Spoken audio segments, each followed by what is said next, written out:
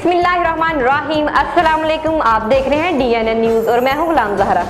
अब रुख करते हैं खबरनामे की तरफ। आज पेशावर में सब्जी खरीदते हुए महंगाई को देखकर खैबर पख्तूनख्वा हुकूमत को बद्दुआएं देने लगा। ये आवाज बुलंद अली अमीन गंडापुर को कहा कि खुदा तुम्हारे बच्चों और पार्टी को तबाह करे।